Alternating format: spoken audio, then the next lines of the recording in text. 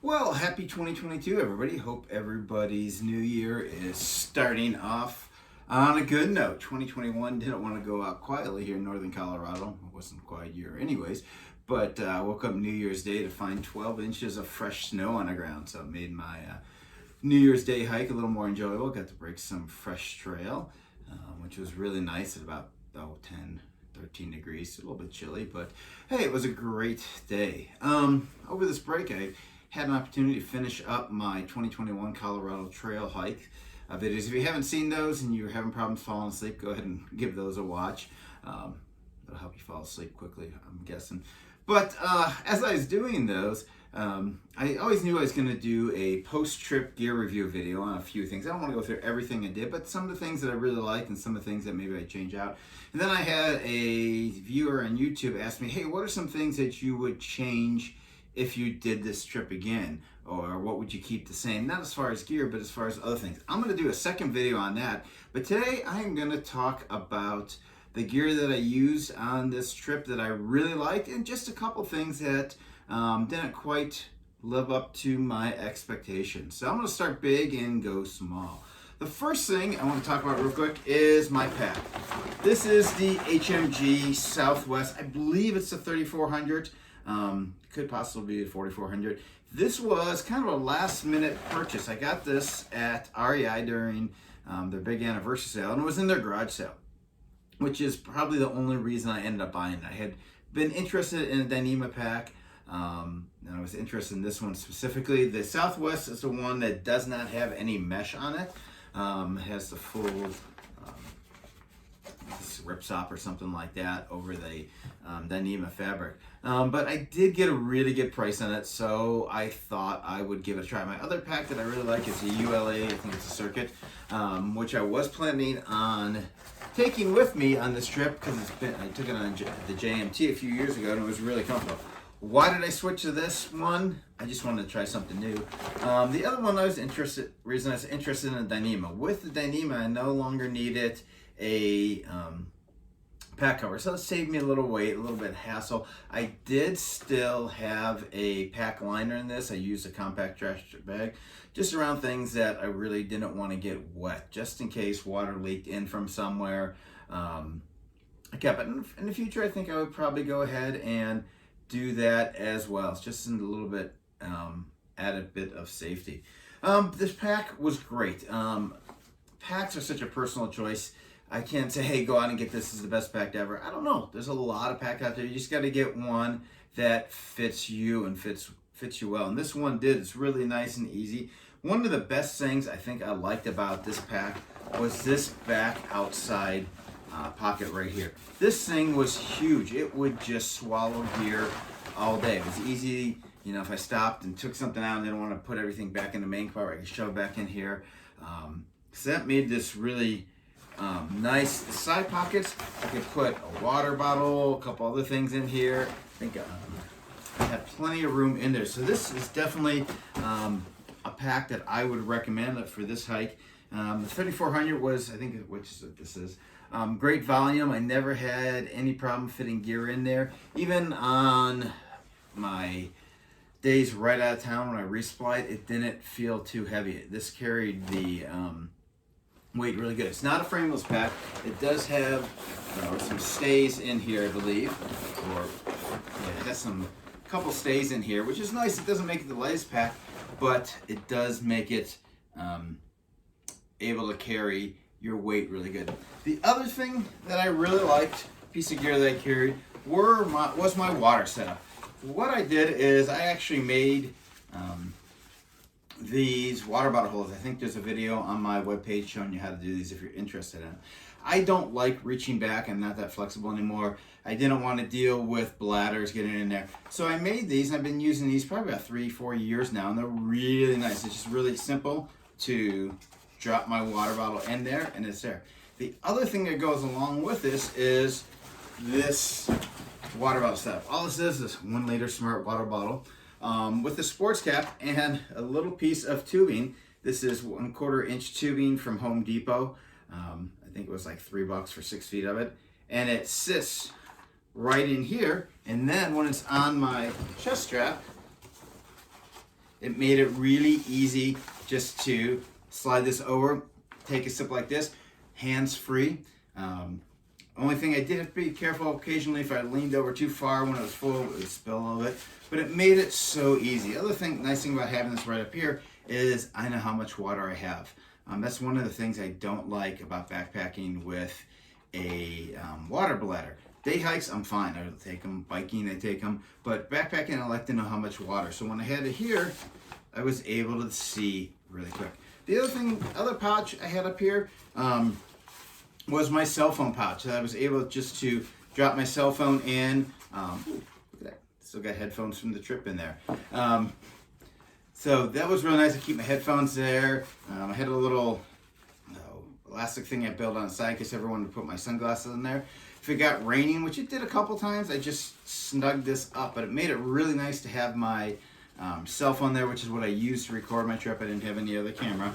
I think there's directions on my website too how to make these. They're real simple. But yeah, this whole setup made it really nice. It was really easy. Once this is done, I just pulled out the other water bottle, switched it up, and was ready to go. I like having my water easily accessible. And like I said, this was just a sports cap with a 1-inch vinyl tubing from Home Depot. It's a great way. I don't think I'll ever go back to anything else. I've even actually started using this on my day hikes instead of the bladder. Like I said, though, I don't mind the bladders on day hikes, but for backpacking, this is the way to go for me. And then if I needed any additional water, I was carrying a 3-liter CNOC bladder, which is okay. Got a little wieldy a couple of times, long carries on that, but the system worked out really good for me.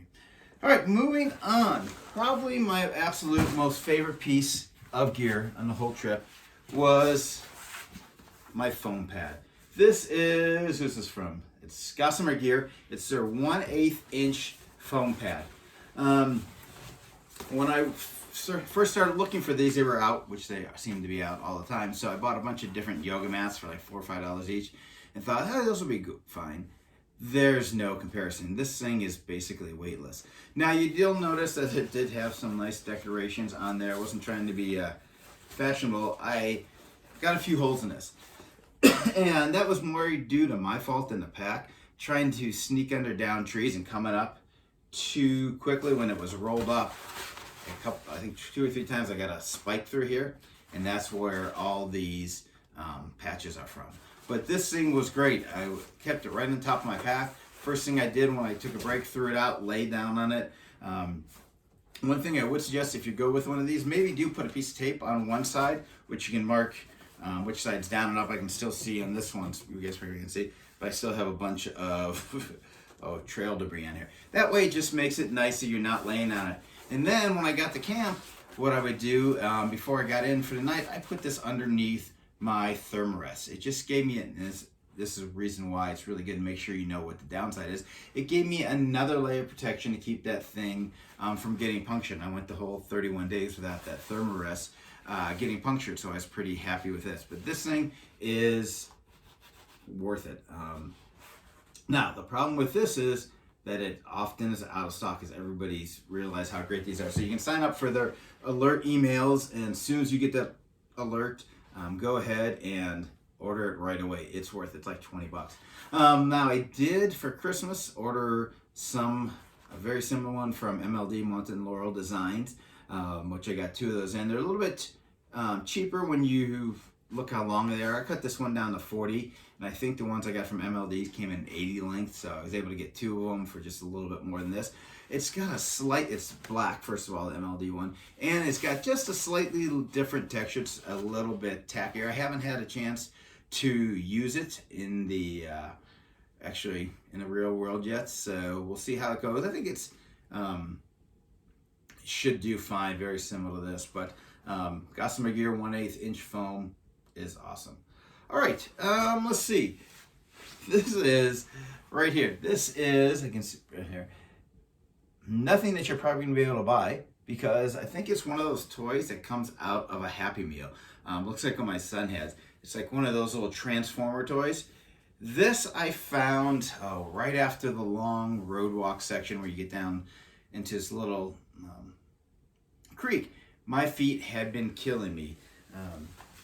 Really sore. I thought about buying one of those Corkology cork balls before I started, and I have one somewhere here I was going to show you guys, but I didn't. So I was, I don't know, a ways in, sat down in the creek and saw this ball sitting right there, and I'm like, the trail magic, trail provides, right? So I took this, I wrapped some Leuco tape on it, and this was able to massage not only my feet but arms, lower back, legs. This thing is awesome.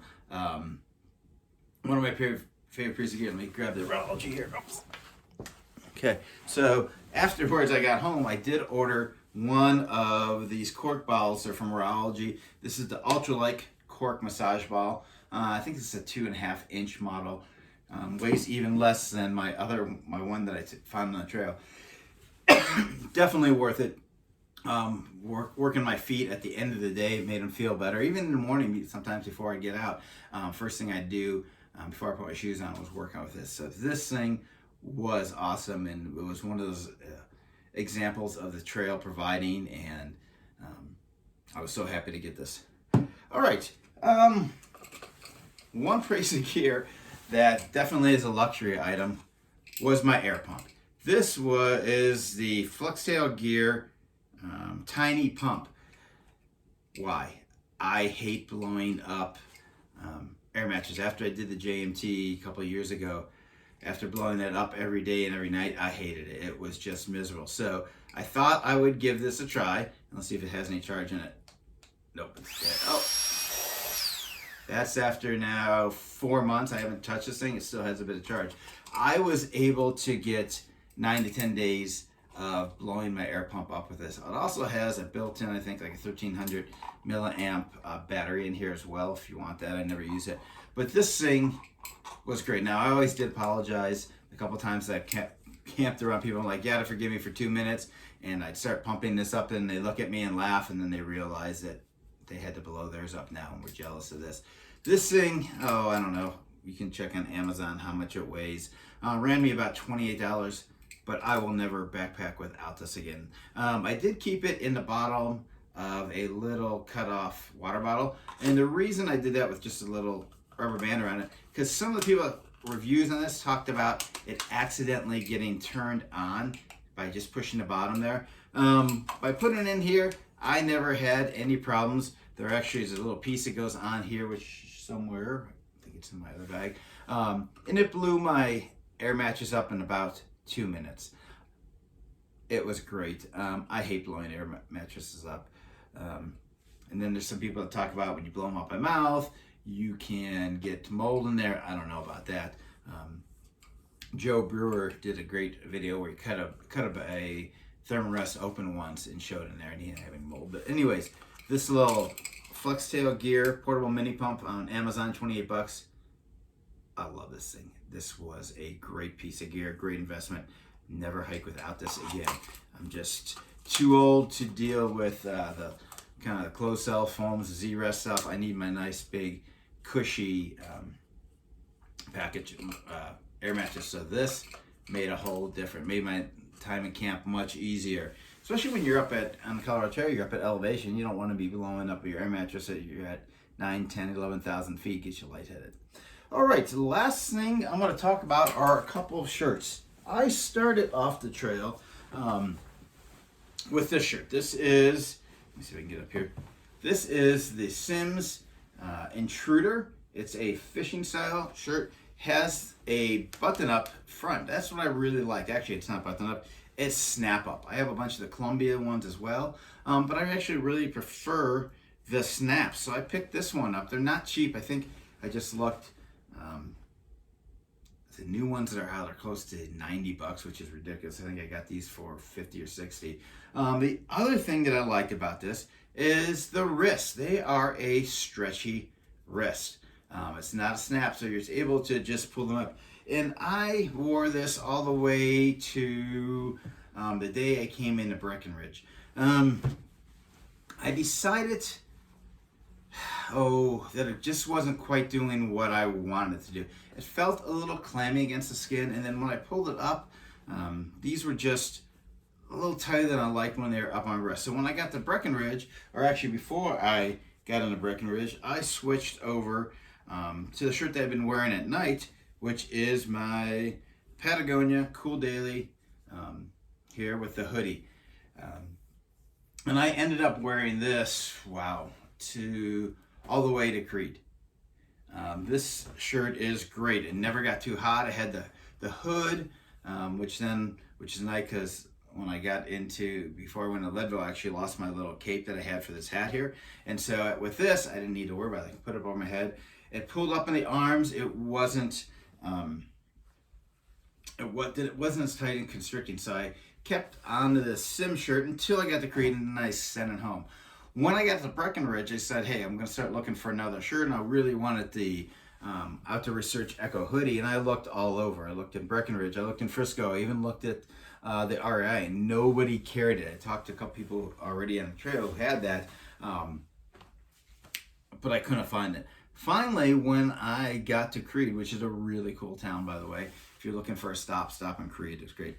I went to the gear shop there, which is, I'm not sure here, San Juan Sports, and picked up, I was going to get a second Cool Daily wear, but they didn't have one in men's style. So I picked up the Patagonia Tropic, which I hated to do because I had one of these at home, but it wasn't, I didn't think enough to send it to me. And this was just as good as the daily wear, if not a little better. Excuse me, I ended up wearing this all the way from Creed to the end. Why did I like this one over this? This might be just a little bit cooler.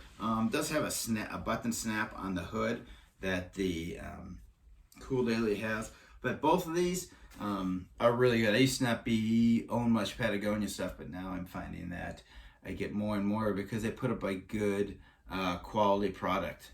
You can't go wrong with them, even if they are a little bit pricey. And if you keep your eye out, you can get them on sale. So the Cool Daily hoodie and the Tropic hoodie were awesome. Both of those were really good, and I was really happy with those. And moving forward, I did pick up a couple of the OR Echo hoodies. So my next trip, I'll probably take either one of these and one of the Tropic hoodies. I did when I was in Breckenridge, I made myself way over to Didnt to the REI there, and I ended up picking up another base layer, very similar to this REI one I have on here, but without the hood. I was using my Cool Daily as my sleep shirt, which is working good, but when I switched out to this being my everyday shirt, I wanted something a little bit warmer than my Sims, so I went with that and ended up wearing that every night. It's probably a mid-layer kind of, not Capilene, but REI's version of it. And it's a great shirt. I still wear it today, but I just mainly wore it at night to keep me warm. I'm a cold sleeper. And so that kept me nice and warm as well. All right, things that didn't work for me. Luckily, I'm pretty happy with all my gear. The only couple things I can think of. One, before I went, I decided not to take my Zero trail sandals, which are awesome, by the way, but I switched them out for flip-flops.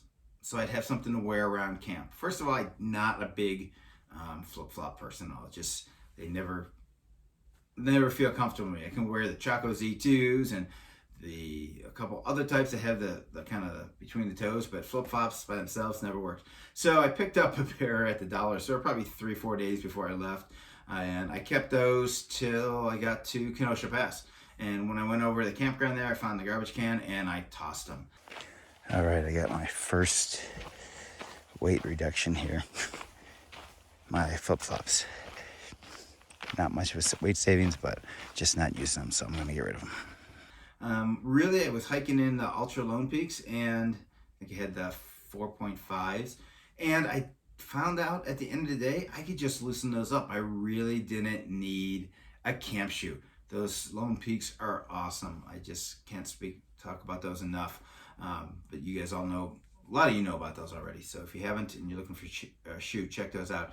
But the flip-flops just did not work for me. The other thing I decided, I ended up sending home back in Creed when I sent my Sim shirt home, was my tripod, which I'm using to record this. I just didn't end up need it as much. I think if you look at all my videos, there's only 2 shots of me where you actually see me directly, you know, the famous hiker walking through the camera, walking back. There was only 2 of those. And one of those I did my tripod with, and the other one I just bounced it up on a rock. So I don't know. If you think you're going to use it a lot,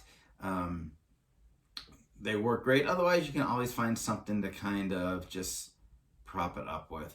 In the future, will I take it? So probably, just in case. But it was something I really didn't need. So those guys, that was my gear. Like I said, I was really happy with everything. Oh, one other thing I wasn't overly happy with, I forgot to bring one of them here. I think I still have one of is the OpSac odor-proof bag. I put all my food in there to keep it safe from bears, and I put it in a Ursac.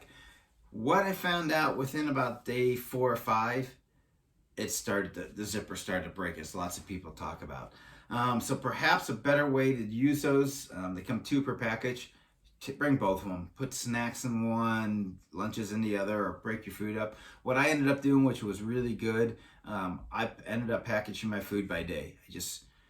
That way I could just grab my bag in the morning. I didn't really care what I ate that day. So when I got to town, I put them in there, packaged them up, and it was easy to grab a bag. That worked best for me. But the OpSac bags themselves, you can't overstop them. Mine closed along the top. I did see somebody about day 4 that I camped with who had a long one and opened a long way. That might be a little better, make it a little bit easier to get your food. But after the Ziploc part started to go, I just rolled it up, and I never had any problems with mice or bears or anything like that. But be aware of that. If you're gonna use those, don't stuff them too much. But I think that's pretty much it, guys. If you have any questions, please just drop me a line down below, and I'll try to get to them. Hopefully you all are planning your trips for New Year, whether it's getting out there to try the Colorado Trail as a whole, or maybe doing some section hiking, or doing a couple other trails. I do have one trip for sure planned, small one to California, and then hopefully this spring hit the Cedar Mesa area, and just started investigating the Mickelson Trail up in South Dakota, which looks really good too. I just don't know if I'll have the time this summer to get through there. But I hope 2022 is a great year for you guys, and I hope to see you all on the trail. And if I don't, I hope you get out on the trail. Until next time, guys, hike on.